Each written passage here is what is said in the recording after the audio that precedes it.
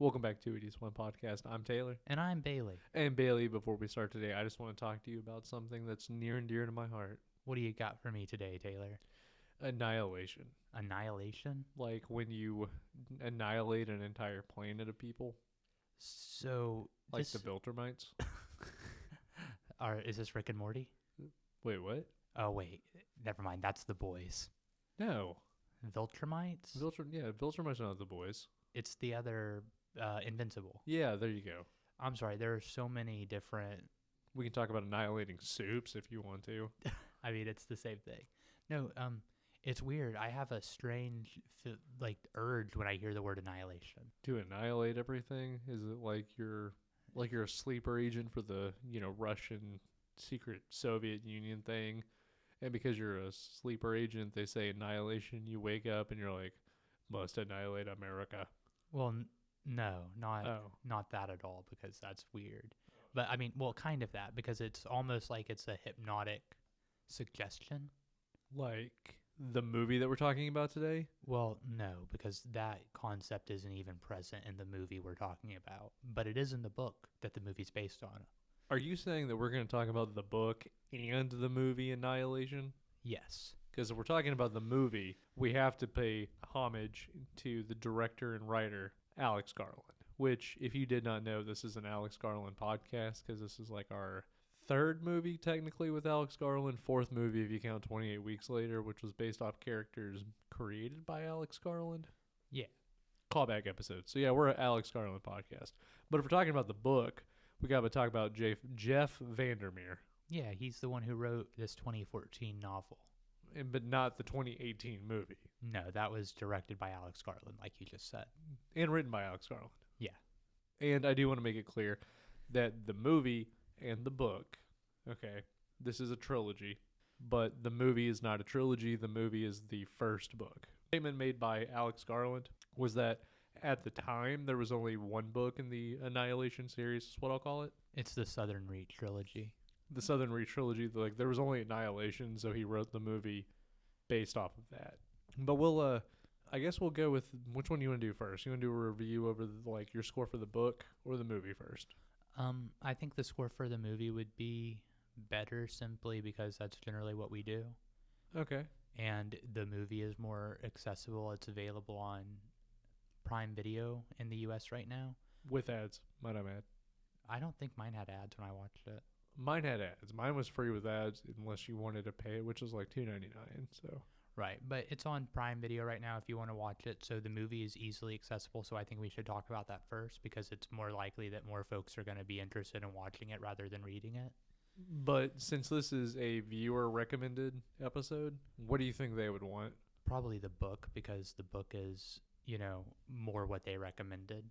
Okay, they recommended the book, not the movie. Yeah, and I actually like the book more than I like the movie. They're very, very different, even though thematically and like the metaphors present appear similar. Like in regards to direct events that happen and plot summary, like they're very different. Oh yeah, 100. Well, yeah, no, 100%. I mean, there are some similarities. I would say the film's loosely based off the novel. Well, yeah, but we'll get into that. So movie first? Yeah, I think that would just be better. Would you give it out of 5? I would probably give the movie a 3 out of 5. Very middle of the road. Not the worst movie I've ever seen. Definitely above average, but also not the best movie I've ever seen. It's got a lot of like surreal imagery and stuff that I really like, and it's very, very pretty. And that's why it's a 4 for me. Oh, damn. I kind of like Alex Garland, maybe a little bit. Which we'll talk about it in the spoiler section, but there are a couple of things that propel my score a little bit higher just because it's pretty and really cool. I guess you could say it's pretty cool. Yeah. Sorry, that was a bad joke. But no, I'll give it a 4. I think that it is a overall good movie that has a semi-deep element to it, but not really. It's got overarching themes that are pretty deep, but doesn't delve too deeply into it, if that makes sense. It's not expanded on. It's not expanded. Well, yeah. It's not the terminology that I would use, but yes. And because of that, it's not a 5 for me, but I don't think it's necessarily a bad movie. I think it's better than above average. Like, it's a movie that I would watch again, and that's why my score is what it is. So now the question is, you want to do the book or do you just want to do the movie review? I mean, we could also give our book scores and stuff now. What's your book score? My book score would probably be a 4 out of 5. Why is that? So I can't give it a 5 because I base all of my scores off of historically what I've read and stuff, and I've read books in the past that I liked more. This is written in almost like a journal fashion, which is interesting, but it also kind of detracts if you can't get into the mindset of the character, and the character is a biologist in the book, and she's very intelligent and thinks about things very analytically, and I could see that detracting from some people who have less analytical minds, or not even less analytical minds, but aren't interested in that perspective. I can agree with that. But yeah, my reasoning for it being a little bit lower is mostly the perspective isn't something that I think universally would be loved. So mine, this one might be controversial. Mine's a 2 out of 5. I kind of don't like the book at all. It was a struggle to finish. You told me that it got good between pages like 60 through 80 or something in there. You said that there was an event in the book that made you instantly hooked and you couldn't wait to finish it. Yeah. And I got to that part, knew exactly what you were talking about, and I agree, but my main complaint with this book, there are two. The first one is what you said, it was written in a journal format, but it's a hybrid of written from a perspective of the character, the biologist, in a journal format because they keep journals. And that's essentially what you find, I guess, is what this is. And then it's also written like a traditional story would be, so it kind of meshes the two together. And I don't think it works. There were a couple of times where it didn't go into enough detail with things and expand on it and really put my imagination to work. It didn't describe certain events and stuff. And I didn't get that surreal experience like I got from the movie, if that makes sense. I was listening to an interview with Jeff, the author of the book, and it was intended for it to be less detailed, and because of that, allow for your mind to envision what Area X, or the Shimmer as it's referred to in the movie, looks like. Like, it's intentionally vague in order to promote, your own mind to imagine. And I don't think I agree with that, because when I read a book, because if I'm reading a book, I want details. I like the details, and I want to know enough to where I have a idea, I guess you could call it. It's why I like Clive Barker so much. He doesn't explicitly come out and give you the details, but he gives you enough to where you can form an idea around whatever it is he's talking about it. And you have an idea of what it looks like, and it's one that people can universally agree on, but it's not too much detail to where it's definitively this. And I feel like that's what this book was trying to do by not giving enough details. And like you said, let your mind wander. But it never gave me enough details to get me interested and kind of, it didn't. I don't even have an outline for whatever I'm looking at. I'm not going to get into it, but when we get into it, I'll tell you. Because there's one in particular where I was like, oh, cool. That's what that is. But yeah, it's a 2 out of 5 for me on the book. I enjoyed the movie a lot more than the book, and obviously you enjoyed the book more than the movie. I mean, I enjoyed them both. I think they're very different. Like, metaphorically, I think they're the same, and what their overarching, themes are, I think are the same, but the plot points to get there are very different. I mean, they get to the same destination. They just go I think overall it's the same concept. It just gets to that differently. To me, the ending has very different implications in both of them. Because the book's a trilogy and the movie's a standalone thing? Well, so I didn't read the other 2 books in the trilogy, but just because of the last scene of the movie and the last couple of pages of the book. Okay, I can see that. Yeah. So if you were to give a spoiler-free summary we'll do the movie first, since we did the movie first for the rating. So if I was going to give a spoiler-free summary of the movie portion, or of the movie version of this... The movie portion of this podcast? Thank you. Because we're splitting it in 2 parts. Yes. So if I was going to give a review for the movie portion, it would be 5 women led by Ventress, who is played by Jennifer Jason Leigh. Which you might recognize as Daisy Domergue in The Hateful Eight. Yes. I was trying to sound like her. I don't think it really. It didn't. Okay. Daisy Domergue. That was Domergue. I thought it was Domergue. It doesn't matter. It does not matter. From The Hateful Eight, as well as Natalie Portman. From Leon the Professional. And a variety of other movies.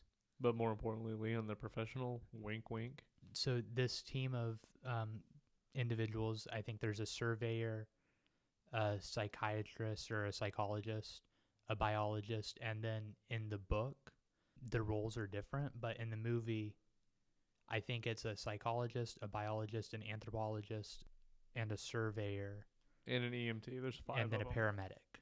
So they all go into this area called the Shimmer, or Area X, as it's referred to in the book. And their mission there is basically to get information.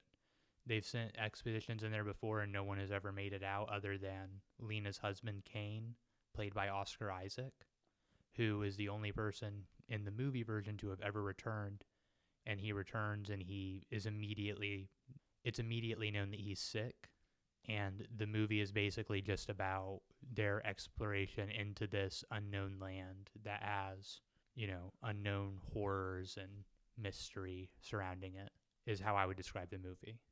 So if I was to describe the movie, I would say that Kane, played by Oscar Isaac, mysteriously comes back after disappearing for a year to his wife, Lena, played by Natalie Portman. In response to this, he is taken away to a research facility where it is found out that there is a thing called the Shimmer that is engulfing an area that started out as a lighthouse. Because of this, Lena wants to know what's going on and what happened to her husband and why Kane has returned the way he is.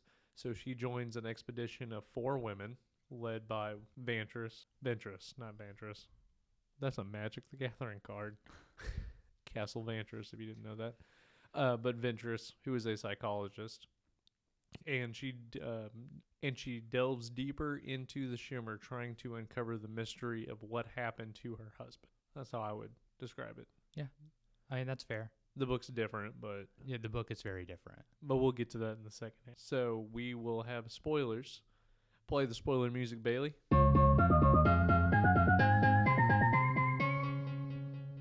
All right, spoilers. You have been warned. Yeah, absolutely.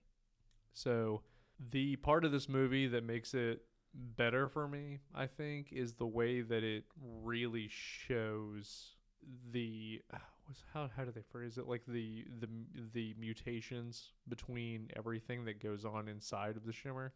I feel like it does a really good job, and one of the coolest moments is the fucking bear.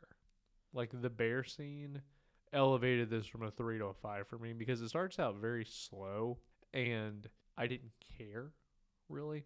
I think it does a good job of bouncing back and forth between the expedition and the memories of her and Kane to really give you a feel, I guess, for their relationship. But it starts off, I think the reason I like it is because it starts off with they have the perfect marriage, and then as the movie progresses you realize no, it's pretty fractured. I mean, she is cheating on him with their colleague. Yeah. And because of that, do you think he knows? Don't think it's relevant as to whether or not he knows.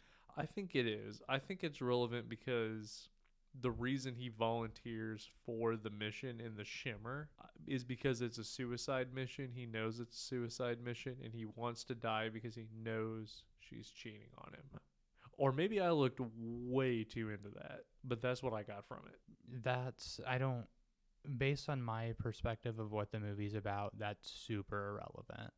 Because I see this whole movie and the book as well as like more of a metaphor. Okay. Metaphor for what?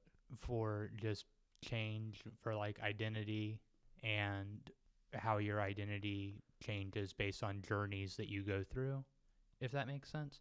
This follows a pretty typical arc. It's a group of people, a fellowship. They meet up, they group up, they go on a journey, they cross a threshold. This is a very physical threshold. Like, it's super easy to tell where it is. It's when they cross the Shimmer. and then it's about how they all change once they go through it. And there are various points of dialogue throughout the movie that make that even more apparent to me. For example, one of the women on the journey talked about her daughter dying of leukemia and how that was basically two deaths because it was the death of her daughter and the death of the person she was prior to her daughter dying. That was Cass. Yeah, Cass. But that is what the movie's about. Like, that scene perfectly encapsulates what the movie's about because it shows, I was this happened, now I'm this. And the movie is Lena, my husband, went on this mission. He came back different and it motivated me to want to figure stuff out about it. So I went and now I'm different. And when they come back in the movie version and they meet up together, you can see the glimmer of their eyes. They're both changed. They're not the same type of thing. And it's just about it's the metaphor for people changing as their journey of their life continues.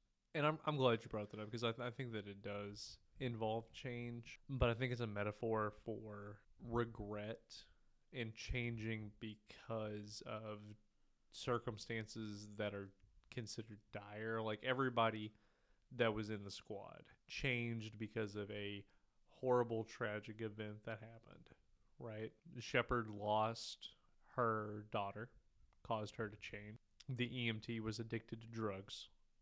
The other one, who really wasn't relevant in most of the movie, she didn't show her arms because she cut, because she wanted to feel something, because she lost the part of herself that experienced things. And Ventress doesn't really, or Ventress, I don't know why I keep calling her Ventress. Ventress doesn't really explain what she lost except for she's lost her time because she has cancer. So she's lost her life and her time, basically, because she's dying. Yeah, it's terminal. Yeah, she's terminal. Like, she's dying. She's lost her life. And Lena has lost her husband and regrets it because she drove him to do this because of cheating, is what I think. Right. Like, I think that she blames what happened to him on herself, and because of that, it's like a redemption thing for her, because she feels like if she does this, it'll be better for her. I don't know like how to explain it, but it's a redemption story in the sense of she fucked up and she knew that she did. So because of that, she wants to make it right and make it better by trying to save him. And if she goes into the shimmer, she can figure out how to reverse whatever's happened to him, if that makes sense. Like, that's how I interpreted it. It was just a metaphor for like loss and grief and stuff. Because everybody's grieving. Everybody has their reasons for doing it. And and if you really want to get super fucking dark with it, it's a metaphor for grief, loss, and suicide. Because they're on a suicide mission trying to cope with the tragedies that have happened. Well, I mean, I'm glad that you brought up suicide because Ventress's character brings up a philosophical question regarding suicide and self-destruction, because is it something that's, biologically programmed into us, or is it a psychological issue that comes throughout living a life? That's basically how the question's worded. No, you're right. And I think that it's both. Yeah, I mean, I agree that it's probably both. I think that it's biological in the sense that at some point we just stop due to natural issues, whether it be old age, terminal cancer, or just a freak accident of nature. But it's also psychological in the sense that if we know when we are going to die and that there's nothing to stop it, because part of the beauty and allure of being human is that we know that we're going to die, but we're going to die at like 80 or 90, right? And we think that we're going to die from natural causes in our bed asleep because that's the peaceful way to go out. But in reality, there are so many ways where we could just be taken out at a moment's notice. Yeah. I mean, the floor could fall through right now and we could fall to our deaths. I mean, I could get into my car and there would be a 7-car pileup just because I took the off-ramp too quickly. Oh, yeah. Like, there are numerous ways for us to die, but we just don't think about it. So I think psychologically it is a thing. And when we are presented with, I have terminal cancer, there's no way for me to not fix die. it. Like, I'm going to die. Why don't I speed up that process? I've lost the thing that I created, the child that I brought into this world I have lost. Why don't I die? I drove my husband to destroy himself. Why shouldn't I die? I don't feel anything anymore. What is the ultimate way to feel something? To not feel anything at all. To feel the sweet release of death, if you want to get like super dark and philosophical with it. And I think this movie is really fucking dark the more you dissect it and really think about this stuff. I mean, and it's really funny that you didn't see it like that and I did. Maybe that tells something about our personalities. Well, I mean, I recognize what you're saying now. Because it's there. Yeah. Like it's in, and I think the beauty of this movie is that it can be interpreted different ways and it all still makes sense based off of what's going on. But I think the book can only be interpreted one way. I think that when you say change and evolution, that's the book. I mean, well, those elements are definitely easier to read from the book, especially because a lot of it is, or it's all written out rather than imagery that you have to interpret. Right.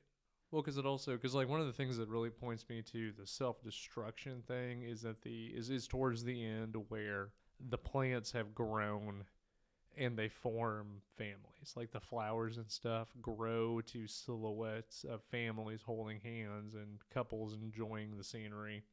Like the last moments that they were probably doing anything before the shimmer engulfed. And I think that that's a representation of like the regret and rebirth, because that's ultimately what everybody wants, if that makes sense. Like that's what they're striving for, is the peace that the flowers, because I think that flowers are very peaceful imagery and that's what we associate with it. So seeing the silhouettes of the people being made by the flowers is just the peace and death, peace and the tranquility of it all, I guess. I thought the flower people were really pretty. I mean, I get super deep into it and you're like, they're pretty. Yeah, no, I thought the flower people were pretty. I thought the flower people were pretty too, but I really, and I think the scene that I was talking about that really separates the movie from the book is the bear. In the book, it is what is it? It's In the it's book, a hog. there's a boar, Boar. but it's not even close to the same situation. No, it's a boar that charges at them, and the way the book describes it is it's just a boar. Well, it describes it as a boar with some clear disease, but it's unidentifiable. Right, which makes me just automatically go to, oh, it's a fucking boar. Well, I mean, it could look the same as the bear. Like, that's one thing I like so much about the book, is because it just described it as a diseased boar. When I saw the bear in the movie, I was like, oh, that's not what I pictured with the boar, but the way its like skull and stuff was showing, or its jaw like bone, like that could be what the boar looked like. You know what I mean? And you're not wrong, but you could also see it as the boar has cancer, and you can't see it. How could you visibly tell? Like, I mean, I know that people with cancer, especially after they've gone through chemo, like lose hair and lose a bunch of weight and stuff. But prior to, maybe it has patches. Maybe it has bald patches. Right, but cancer doesn't just cause bald patches, I don't think. I'm just telling you the way that I pictured the boar in the book. Okay, that's fair. Because that's how I pictured it. It was like almost hairless, like patches that were missing from it, but nothing on the same level as like the mutated bears that you see in Fallout, or even the bear that you see in the movie. Because the bear in the movie, I think, was a perfect representation of everything that was going on. Because both the book and the movie get to the same conclusion of everything inside the Shimmer, or Area X, is like a cesspool of mutations where everything comes together and mutates based off of that's why the plants grow into the shape of a human, and that's why the bear kills Cass and then has her voice, and every time he growls, it is her screaming, help me. So I thought that was very like Wendigo-esque. Oh, 100%. That's something that I really enjoyed. I was like, oh, they've took Navajo folklore.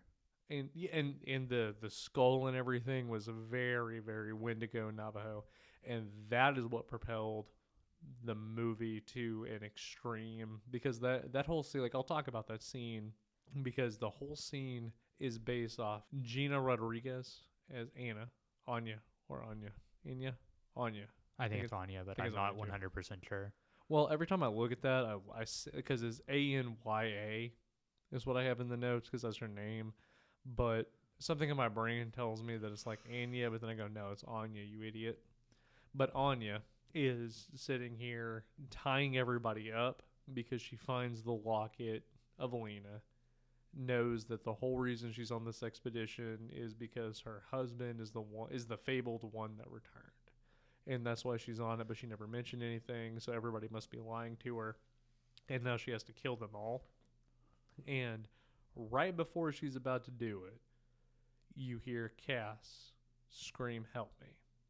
And she immediately goes, "Cass, I thought you said she was dead," grabs her gun and runs towards her. And then you don't know what happens. Oh, I mean, you know. Oh, yeah. you know. Because she comes back and then the bear attacks her. And the suspense that scene builds, where Lena looks at everybody and says, "Don't move," as the bear is sniffing around, because it doesn't have eyes. It's doing everything based off of smell. And God, that scene was fucking beautiful, because as soon as Anya comes back in, she immediately starts firing, hits the bear right before the bear's about to attack them, and it just rips her fucking throat out, goes to town on her, annihilates her. And everything about that scene, man, that scene was just beautiful. Like, I can't tell you how much I watched that. Like, I replayed that scene a few times because of how good it was. And I think that that's probably, if I was to pick my favorite scene of the whole movie, that's what it would be. Because that is the movie. I mean, I agree. That's a really good scene. I don't necessarily know that it would be my favorite scene. I have it written down as my favorite scene, but I also have another favorite scene written down. And what would that be? It's the one at the end where Lena is dancing with her clone, but it's when it's still like the crystal clone. Oh, the mirror scene? Yeah. That's what I call it. Yeah, I guess the mirror scene would be a good. I thought that was so cool. And I thought the hole in the lighthouse was really cool.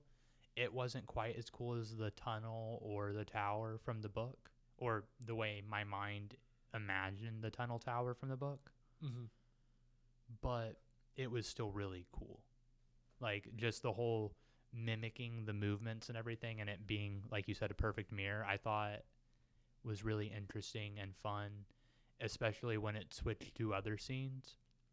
And then it would come back, because you were talking about the exposition scenes where it shows her family life, or her being interrogated or interviewed. I don't know if it would be an interrogation because they weren't like waterboarding her. They're interrogating her because they're in hazmat suits and have her quarantined, and are very much at the beginning of the film like, everybody's dead. How the fuck did you survive? Like, you only had food for 2 weeks, and you were in there for 4 months. Because of all of that, I thought that scene was really good, even with the cutting away and it coming back. I was still there. I was still pulled in. And that's the thing that I like about the movie, is that from the get-go, that opening scene kind of grabs your attention of everybody's in hazmat suits and you don't know why she is the way she is. And even the mutation, when you see the 8 or the infinity sign, whatever you want to call Ouroboros. it. Ouroboros, the snake eating itself. Is that what it was? Yeah. Oh, I thought it was a fucking infinity sign. Well, it is an infinity sign, but it's a tattoo that one of the other party members had. And when it's on her now. Yeah. When it was on them and you saw it, it was very clear that it was a snake eating itself. You can't tell so much in the interrogation rooms with Lena, other than you can see that it's there. But when it actually shows it like halfway through the film on the other woman's arm, you can clearly see that it's the snake eating itself. It's the loop. And those are the minor details that I think the movie does better than the book, stuff like that, because the book never really goes into detail, which we'll talk about in the book section, but about the mutations, because I see that's a little detail that is never explicitly talked about, but if you're paying attention, you pick up on it and go, oh shit, the mutations are affecting more than just that.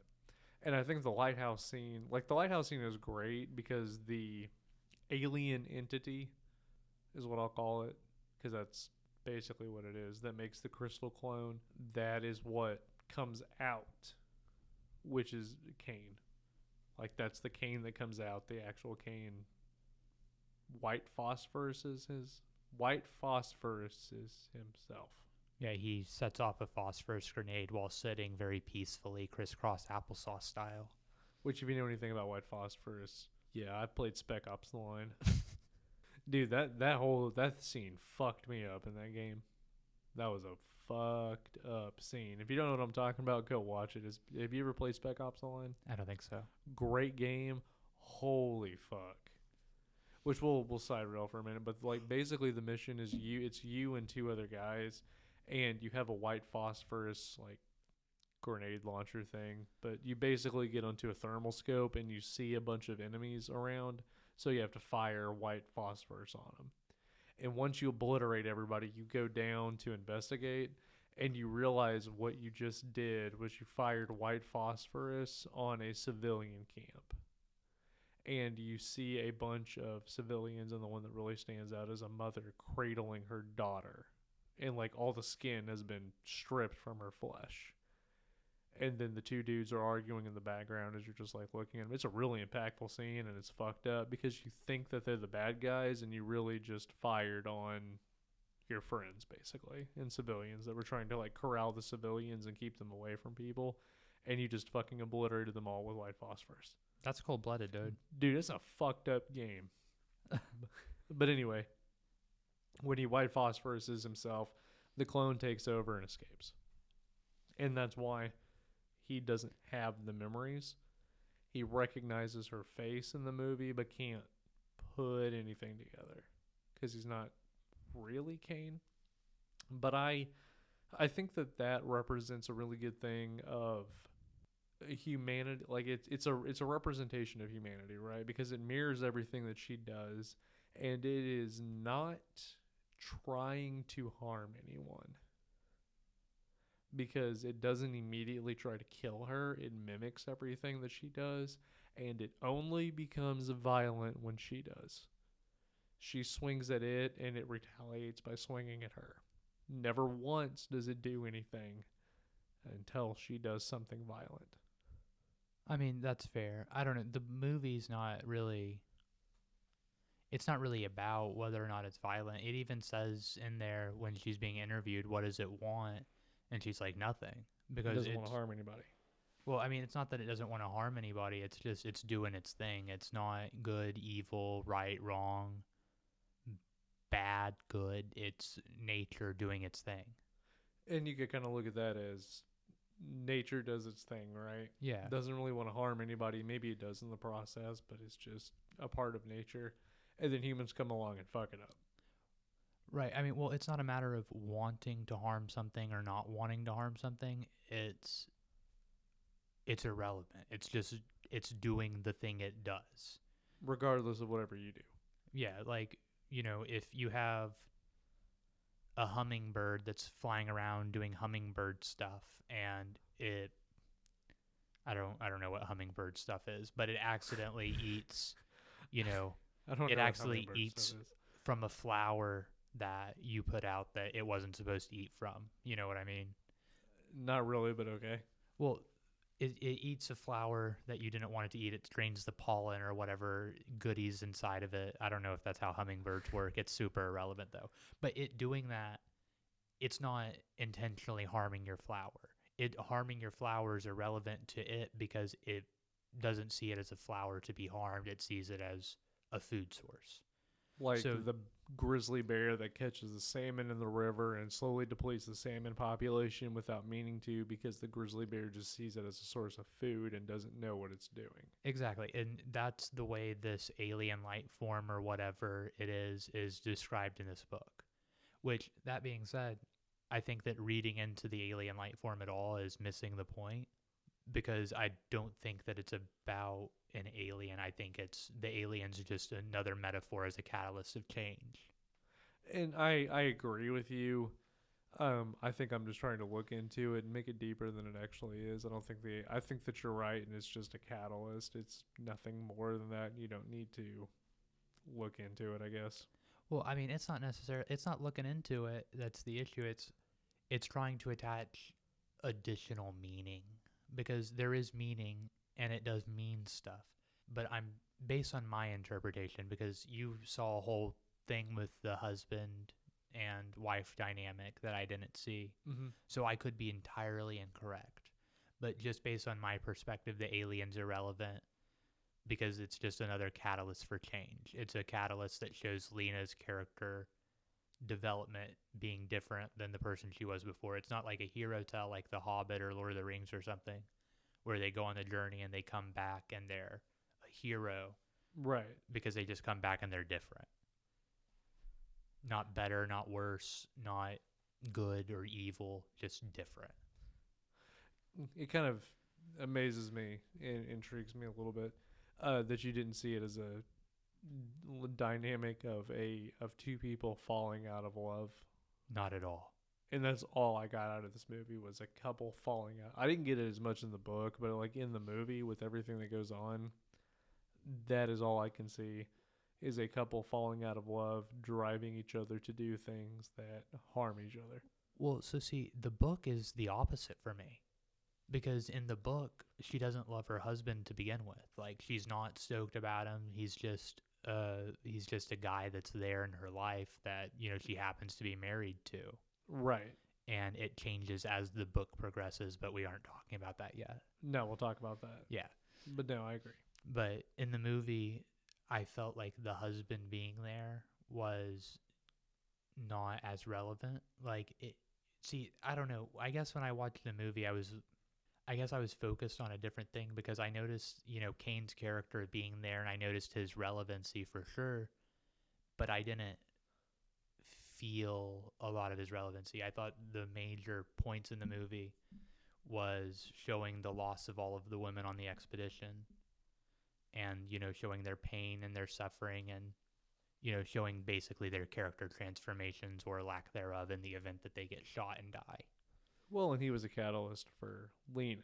Yeah, like he was the transformation catalyst for her because likely wouldn't have gone on the journey without it.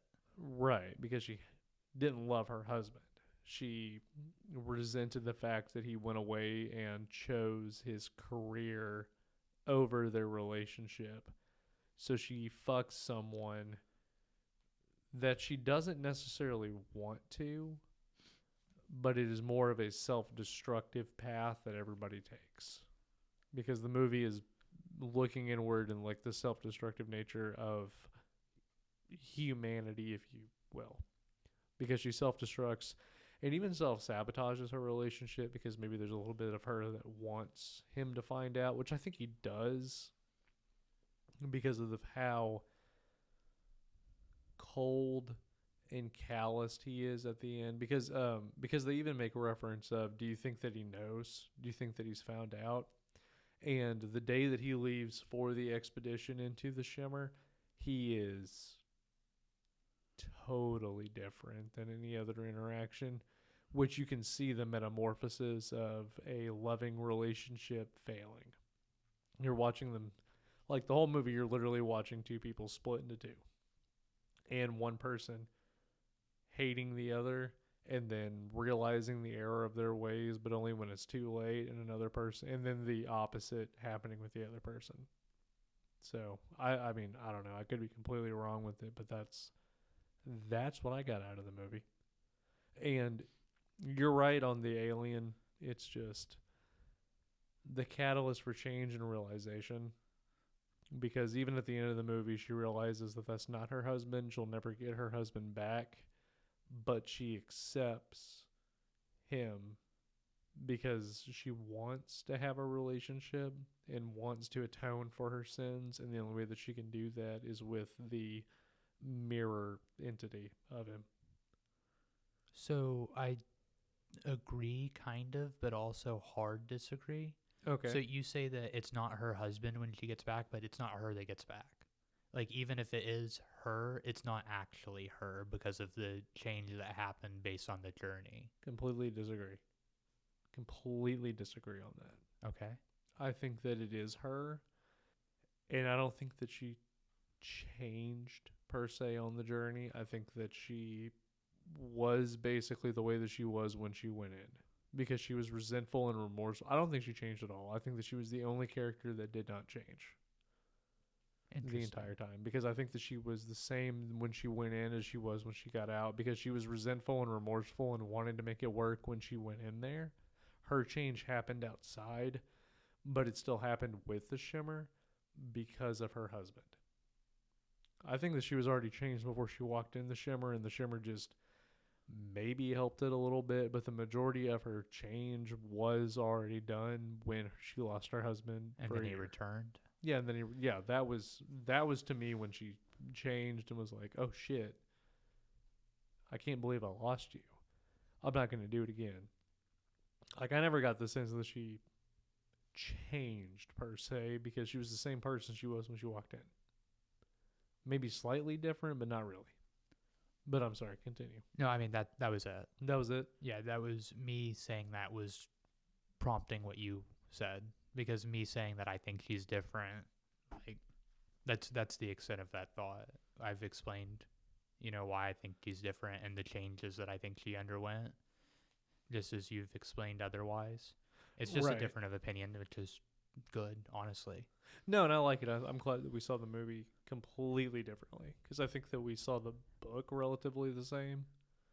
So it's nice to know, and I could be completely wrong with that since we haven't talked about it, but from our minor talks before the podcast, I think we kind of see it the same way. So I'm really glad that we saw the movie completely differently. I'll be interested to see how everybody else kind of interprets it. I think and I think that's why I like Alex Garland so much, is that there are interpretations of his work sometimes. Absolutely. Even with 28 Days Later, you can kind of interpret that differently. So, but do you have anything else to say about the movie? Not really. I don't think so. Everything else I want to talk about is either book or like comparative stuff. That would be better suited for the book portion. Yeah, I think so. So with that, let's get into the book. Very cool. So how would you give a spoiler-free summary of the book? Just 10 seconds, 1 minute. I don't think that I'm the correct person to ask this, because if I would give a spoiler-free summary of this book, it would be, oh my god, this is boring. Oh no, this is slightly less boring. Oh, that was good, but nobody ever fucking expands upon anything. Oh, this is boring. Oh, is that it? Yeah, that's it. The underwhelming feeling that you got was how I felt with this whole book. Oh, interesting. Is it? Oh, yeah, for sure. Is it, though? Faux show. So, my spoiler-free book review for this would basically be 4 women, unnamed, all scientists in some respect. There's a surveyor, an anthropologist, a psychologist, and a biologist. Go into an unknown area called Area X, and they are the 12th expedition there.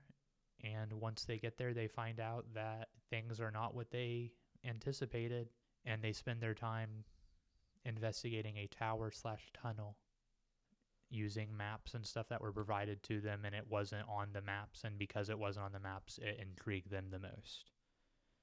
And that would basically be my spoiler-free for the book. Your spoiler-free was so bad that I'm going to do one? I'm sorry, it was bad. That's why I asked you to do one, but you told me to basically go fuck myself. You're not wrong, and I still agree to that, but 4 women embark on a journey into the unknown, coming from different backgrounds, but volunteering for an expedition that will change their life. They don't know each other's names because that shit's not important, but they keep journals to document their thoughts and feelings. As they venture into the unknown, things get weird. Lies are spread, and paranoia becomes your best friend. Enter Annihilation, where only one can survive.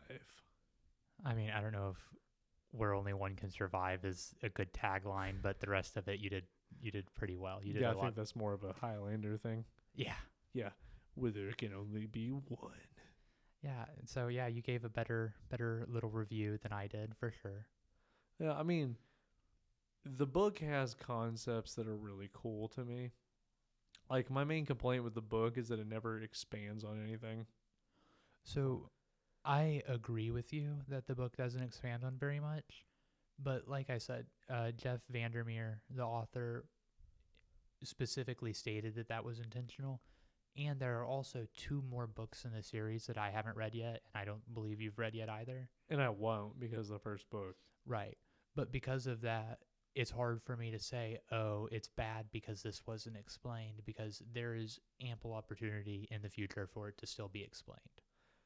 Right, but I got to take this as one book, one story, right? If I only read this one. So the way that I thought about this was I knew that it was a trilogy, but if I go into it not knowing that it's a trilogy, if I was just like, this is a cool book, I wonder what it's about, and I started reading it, would I read the other 2 based off of the information given me in this first book? And the answer is no. Because you're right. There are ample opportunities to explain things in later books, and that's cool, but you should explain it in the first one or give more in-depth detail than it did. Because let's talk about the crawler. Okay, how would you explain the crawler scene? Like, because that was one of the more interesting parts of the book, but it wasn't that good. Like I said, so it was intentional for it to be your imagination of what it is. In my mind, the crawler is almost like a centipede thing that's, a humanoid in like form that just, writes on the walls. To me, that's what it is. It's basically a tunnel dwelling, tall, thin, almost standing centipede thing writing on the walls. I don't know if it was described differently than that. I probably should have tried to find it in the book to read a physical description of it prior to us recording, but I didn't do that. But in my mind, when I imagine the scenes of it being in the tunnel crawling or the tower crawling, crawling in the tunnel and tower writing on the walls, it's like a giant lizard thing. And in my mind, centipede thing. And in my mind, it is a person that is basically really burnt. Like, the way that I always imagined it was a person that was hairless and burnt, that was writing on the walls like a madman. Also very possible. Right, which is cool, but I need to know a little bit more. Because, and maybe it goes into detail better about the crawler and like what the writing on the wall is in the other books, So the writing on the wall, I don't know what it talks about in the other books, but I know in this book, it's like vaguely religious and it's metaphorical. Like the quote from the wall that I have written down is, "Where lies the strangling fruit that came from the hand of the sinner?" Which would be the Garden of Eden. I picked up on that and it was cool.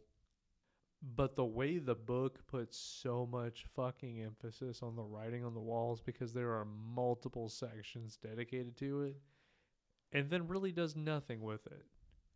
Like, the whole book is basically a disappointment for me, where it builds up the grand, what would it be? It would be like you're about to reach orgasm and then someone just stops.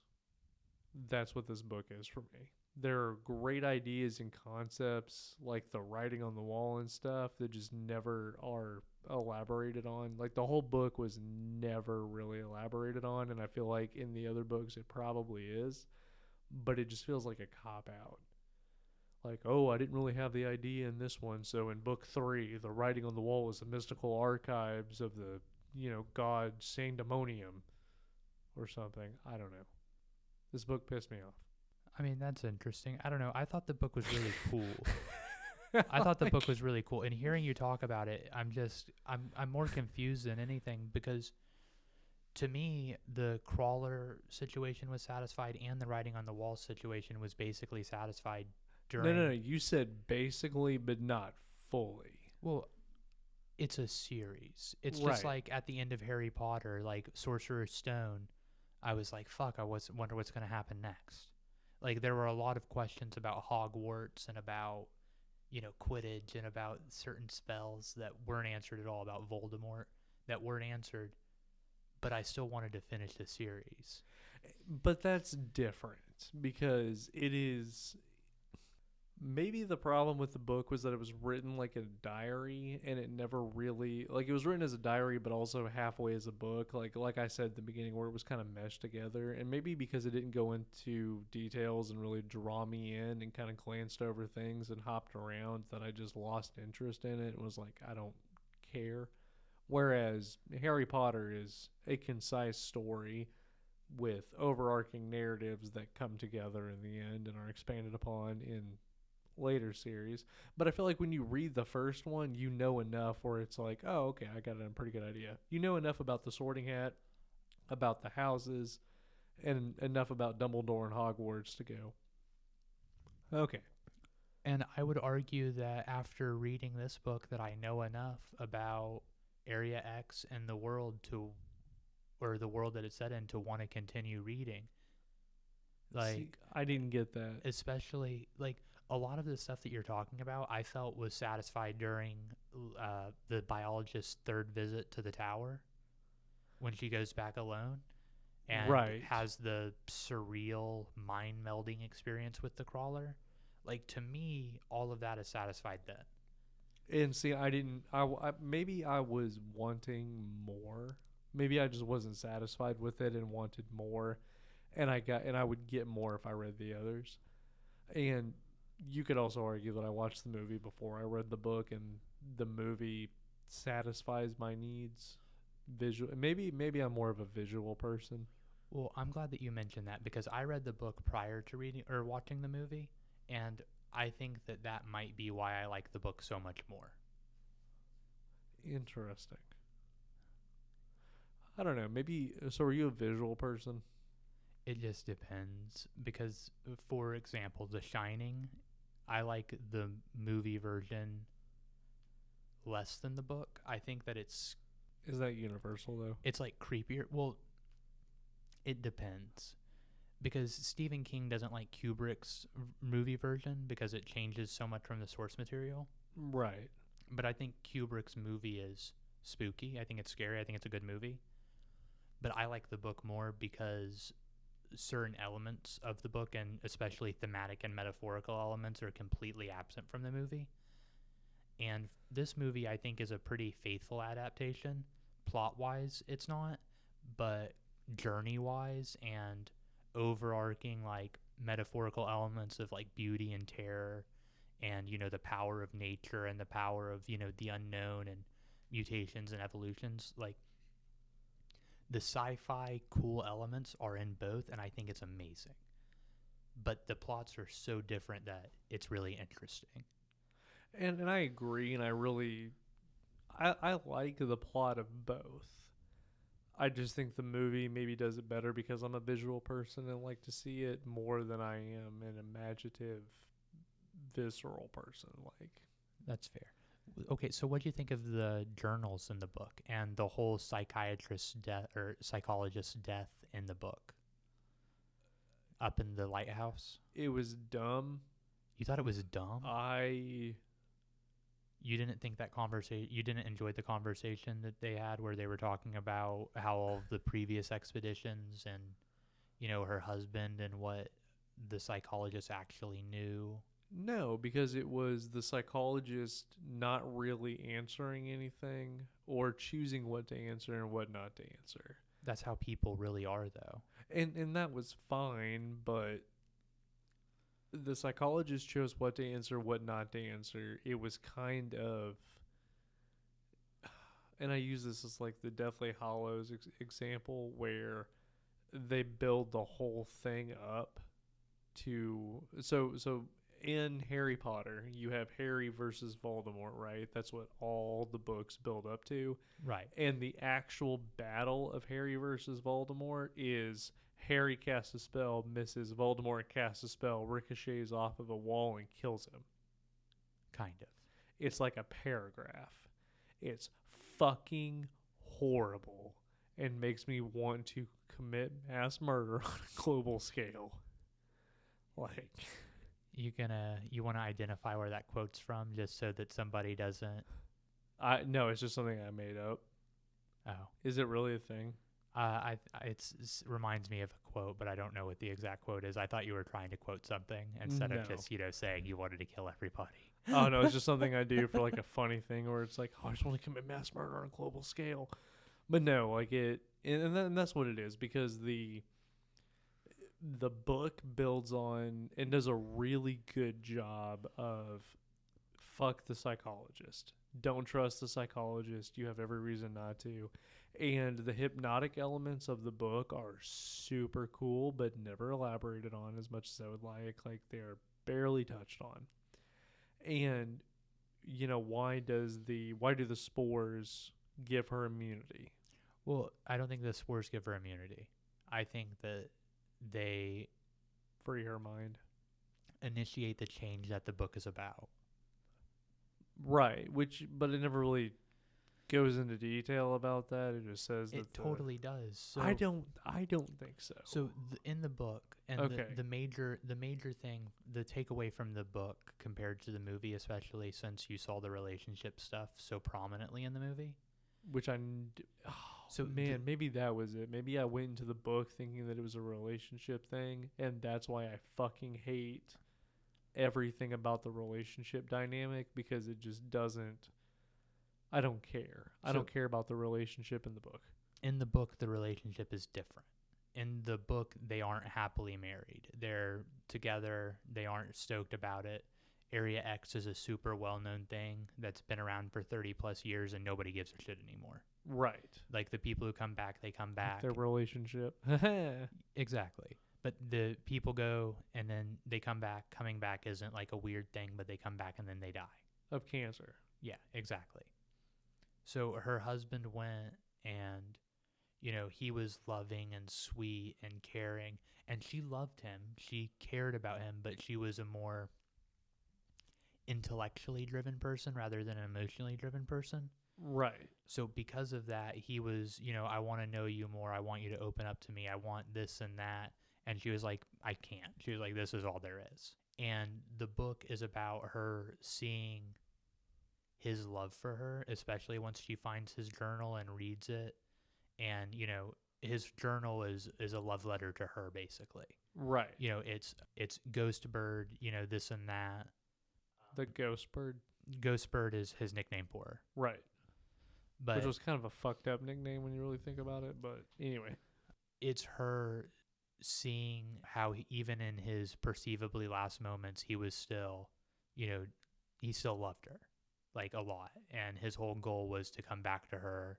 And her journey changes from trying to understand Area X and find out exactly what happened to her husband to legitimately, like, feeling for her husband. Like, it's about her changing into a more connected person, even though she's slightly more emotional. Well, I don't know if emotional is the right word. She's more connected. Okay. Connected to him. Yeah. Even though, he's perceivably dead, or I guess in the book, that he's gone on a raft further in, and she assumes he's dead, and the person who came back wasn't him, which is similar to the movie. Right. But the book ends with her following him down the river, or her indicating that she's not leaving and saying, hey, I'm going to follow him down the river. Down by the river. Oh, okay. Is this Saturday Night Live? Or you Chris Farley? Yeah, down by the river. Got a raft. I think they're both really, really well done. And I really appreciate Sunny for recommending this book and movie to us. Yeah, thank you, Sunny, for recommending the movie, not necessarily the book. And I know that she's probably going to hate me for that one. I'm sorry it took so long for us to get to it. I'm sorry too. Like, I don't know. Like, I don't want to shit on the book completely, because there were a lot of things I wasn't satisfied. And I see what you're saying with the relationship dynamic, and I think that, yeah, it's there, but I just didn't care enough in the book as I did the movie, because the movie is a failing relationship that becomes better, or it was a good relationship that fails, right? That then becomes better. The book is a bad relationship that becomes good, because I wouldn't say that they're connected because you even said that they become connected in the end, right? Because in the beginning, and it is the same aspect of in the movie, he's religious, she's not. That's the splitting factor. In the book, he's emotional, she's not. That's the splitting factor. I mean, I don't know. I hope that I'm not saying this wrong because she is emotional. She has emotions. But It's kind of like what we were talking about earlier with like, personality types. And, right. Are you a perceiving person or are you a feeling person or a thinking person or a feeling person or whatever it is? Right. And if we were to go off personalities, she is thinking more than she is feeling. Like I'm a thinking individual. Like I don't feel. Like I have emotions, but I don't show them and I don't make decisions based off of them. I'm a very analytical person. Maybe that's the better way to say it. Yeah, no, that is perfect because that's how I would describe her. In the book, she is Very so analytical. so analytical, and it makes it to where human connection appears difficult. Even with the people that she's on, like she even makes, and one thing that I like about the book that really in the beginning shows how much of an analytical person she is she says, they told us never to share our names, which doesn't really matter because most of these people will end up dead in a couple days, which is a very logical, analytical fact base of they're going to die. Who fucking cares? Right. And that's one of the things that I do appreciate about it. But I would say that she's an intellectual, and maybe it's a little bit harder for intellectuals to have that emotional connection because they're so logic based. God, that sounds conceited. But I would say that she's an intellectual. She's a biologist. She's fascinated with life. Like she even gives the story of the pool, where their home had the ecosystem that was growing, and that's what sparked her to become a biologist, was seeing all the things interact and live in this pool that wasn't being used, and how she couldn't deal with the change of it all when she left. She never visited again, never got the closure that she needed. Well, she didn't need the closure. Right. Because she just moved on from it. She was like, oh, it's dead. Cool. Boom. Yeah. Maybe it was, maybe it wasn't, but in her mind, it was, I'm gone. I've removed myself from it. Might as well be dead. Might as well be dead. Who cares? Doesn't matter if it became the most prosperous thing in the world, because she even says that she would, think about that she thought about going back and seeing it and seeing if the new owners kept it up or turned it into what it was supposed to be, which was a pool.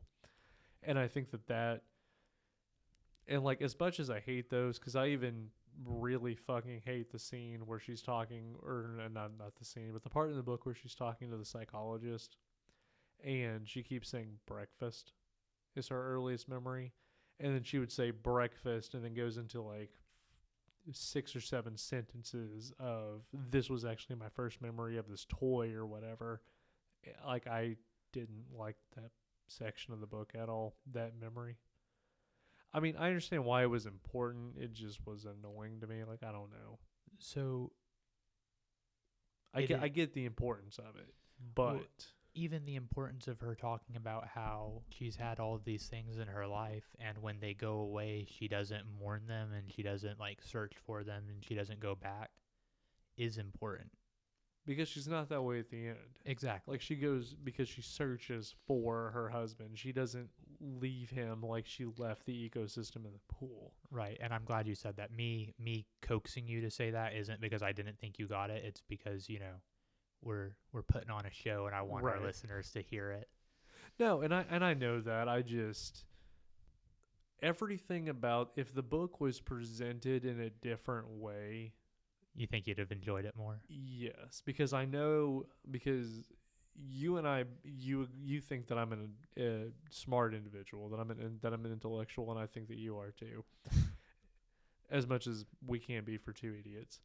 But I think that when you said, yeah, you'll really, dig X, Y, or Z, like whatever this part is, and I would get to it, and you're right, because the concept is super fucking cool. It just wasn't elaborated enough on for you or expanded enough. It didn't go into the detail that I wanted. Like it's there, and it it's a bunch of foreplay, with no finish. Like I never climaxed throughout this book, but I got really close a couple times because the whole psychologist thing, and I really thought the crawler was going to be the cherry on top, or I was just going to fucking bust my load everywhere, and it didn't happen, and I was mad. Like I remember getting to the end of the book and being like, really? That's it? I mean, that's it? That's all? And I get that it's because you even told me going into it, there's 3 of them. It's a trilogy. This is the first book. And I think even on the back of the book, it says does. that. It was very apparent prior to you reading that there were 2 more books to read. Yeah, no, you're not wrong, but it didn't gauge my attention the way that it should have. Because the first 60, 70 pages or whatever, I was genuinely like, I don't care. It was very hard for me to read those and continue reading because I just didn't care. And then it got to the point where you realize the psychologist is a piece of shit. What are you looking at? I keep seeing flashing lights outside, and it's very distracting. Yeah, it's called cars going by. Right. It's car headlights. I'm not saying it isn't. I'm saying that it is very distracting for me. Are you like Squirrel? Basically. All right. That being said, it's been happening the whole podcast, and I haven't ever verbally mentioned it, and you verbally mentioned it, so I think it's more distracting for you than it is me, even though it's I'm the one affected by it. Touche. But no, I mean, maybe I just need to rewrite the book. Rewrite it? I think I just need to rewrite it and not make it in journal form, and the book would be fine. I think the scene that really pisses, or the part in the book that I keep saying scene, but the part in the book that really pisses me off more than anything by far is how cool the scene between her and the surveyor is, but it's not. Because I could imagine the whole thing, and I could see it. It detailed enough to where I could fucking see the sniper battle. And it reminded me of, you ever played Metal Gear Solid 3? Not in many, many years. But you know the battle with the end? We're in the forest, and the whole thing is just... That is all I fucking thought when they were doing that. That whole scene was there. It's not a forest, but it's like a field of grass or whatever. I know what you're talking about. But it was this battle between the 2 of them where it was like, oh, you want to kill me, but I want to kill you. Oh, are you going to pop your head up? And then as soon as I see it for that split second, because I have this, change mutation force, whatever you want to call it, inside of me, I'm able to hear you, see you, feel you. And then as soon as I see your head, boom, you're dead. Like, it was cool, and that was probably my favorite part of the book, honestly. It was so cool. Because it went into enough detail where I could visually play out the entire thing in my head and go, oh yeah. Like, that was as close to finishing as I got in the book. Everything else was kind of just, we're almost there, but not quite. It was like tug, tug, tug, tug, tug. Oh, you're about to bust. Nope, sorry. But it wasn't bad. Like maybe I need to read the others, and I'll look them up and see, because maybe that's it. If I read the other 2 and I came back to this one, I'd be like, Taylor, you're a fucking idiot. Just read the other ones. But I don't know. But do you have anything else you want to say on the book? I don't think so. Not super specifically. I'm gonna do just one more quick glance over of my notes to ensure. And while you do that, I will thank Sonny for recommending this. It was fun. It was visceral. It was something that I didn't imagine I would like as much as I did. And I know that, she recommended the book more than the movie. But as you can see, Bailey's more of the book person, and I'm more of the movie person. And I don't think that that's wrong. Yeah. I mean, we all have different things that we enjoy. No, I don't have anything else. I just looked at my notes, and the other stuff that I have is stuff that we've basically discussed. Okay. So does that mean that we're ready for dun, dun, dun, dun, dun, Bailey's Babbles. Yeah, we can do Bailey's Babbles. So today for Bailey's Babbles, we're doing something a little bit differently than we've historically done. So today, this is more of a question for the audience. Like, I want you to engage Taylor as well. But after I'm done talking, I want you to just wait 10 seconds, 15 seconds, 20 seconds, a minute, however long it takes to let my words marinate in your mind and Marinate. to consider what I'm saying before you talk, and then, have your answer and stuff. And hopefully the listeners at home will do this as well, and it'll be fun. So drop your responses down in the comments below. Leave us a review on this and be like, haha, here's the answer to the question. Haha. Yeah, no, there's no real answer. It's more of an internal thing, bud. Okay. So today we're doing a thought experiment. The one that I'm going over first is the experience machine, which you may not be familiar with that. If you've seen The Matrix was loosely based off of this. So it was originally proposed by Robert Nozick in his book, Anarchy, State, and Utopia. And the question is this, or the statement is this, and I'll get to the question in a second. Imagine that super neuroscientists have created a machine that can simulate pleasurable experiences for the rest of your life. The simulation is ultra-realistic and indistinguishable from reality. There are no adverse side effects, and specific pleasurable experiences can even be programmed into the stimulation. Regarding the pleasure experienced, the machine offers more than is possible to experience in several lifetimes. Do we have any reason to not go into the machine?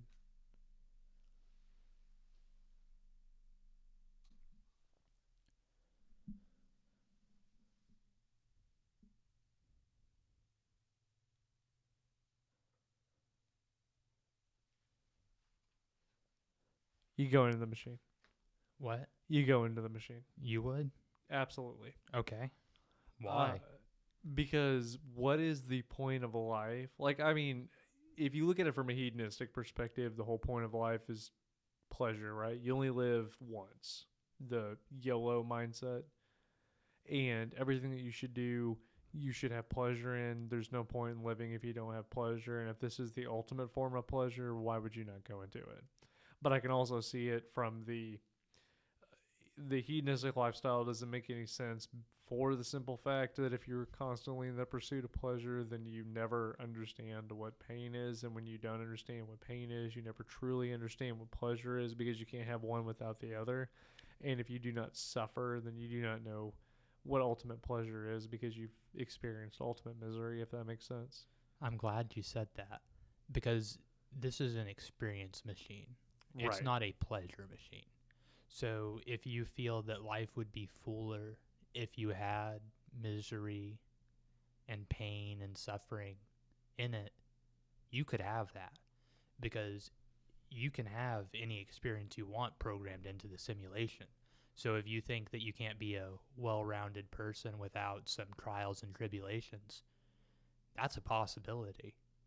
Well, and I think it's funny that the way that you worded it and the way that my mind immediately went to pleasure. Oh, I mean, no, pleasure is the thing that most people would want to experience. The way it's worded is, someone setting it up to only experience pleasure. I just think that that's a narrow way to use the machine. Like, I would probably hook up it to the machine too. But I would also throw in some trials and tribulations. One reality isn't more valuable than another. Totally disagree. I think one reality is more valuable than the other. The ultimate pursuit, like the ultimate pleasure, is the thing that I choose to try to live my. Like, you're laughing at me, but the ultimate pleasure. I'm laughing at myself. Oh, I thought you were laughing at me. Am I not funny? Well, no, you are mostly funny looking, but I'm laughing at myself because I wouldn't actually go into the machine. I was being facetious. No, you weren't. Did I ever tell you that time my professor called me facetious No. in class? It was really funny. Like, one of my favorite professors of all time. I don't remember what I said, but it was basically a smart ass remark. And she said, "You're pretty facetious, aren't you?" And I kind of looked at her and said, "Nah." But anyway, I would go into the machine. I would do the trials. Like, trials and tribulations, I guess, could add to the ultimate pleasure experience because, you know, like, much like Hellraiser, you can't have pain without pleasure. Oh, that's a callback. That is a callback. But you need both. So I would say hook myself up to the machine, experience the ultimate pleasure, and go on with my life. I'm here for it. I know that we have fundamentally different answers on that. I mean, I don't know. I agree with Nozick, the guy who made it, because he basically said that most people wouldn't go into the machine because the idea that the only thing that people want in life is pleasure and to maximize it is unrealistic. Like, you're not the first person I've asked this today. I've talked to 3 different people today and asked them all. Uh-huh. And you're the first person who said they'd go into the machine? Well, because I'm a hedonist at heart. Like, Right, but most people are under the impression that you shouldn't go into the machine.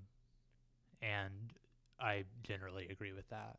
And the reason it being is because seeking totally one pleasure or even knowing what you're going to experience, like having it programmed and set out for you, is a pleasurable thought for me.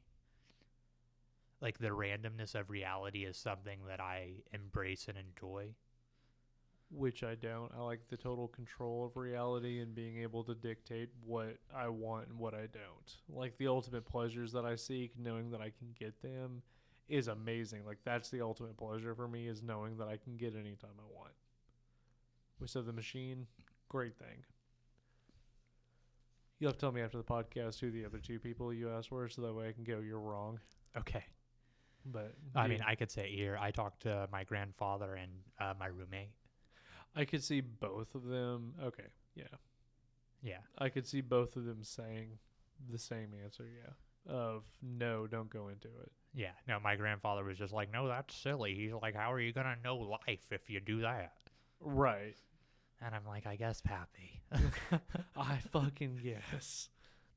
We've been recording for a long time. We have. This has been a fun episode. I really like this episode. I really do too. But that being said, this has been 2 Idiots, One Podcast, and I'm Bailey. And I'm Taylor, and thank you so much for listening, and thank you again, Sonny, for recommending Annihilation.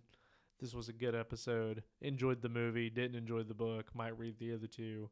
We'll see. We appreciate you very much, and we also appreciate anyone else who's taking the time out of their day to listen to us talk. Unless your name is Ryan Reynolds. No, even if it's Ryan Reynolds, I love you, bro. I don't. But this has been 2 Idiots, One Podcast. I'm Bailey. And I'm Taylor. Bye-bye. Bye.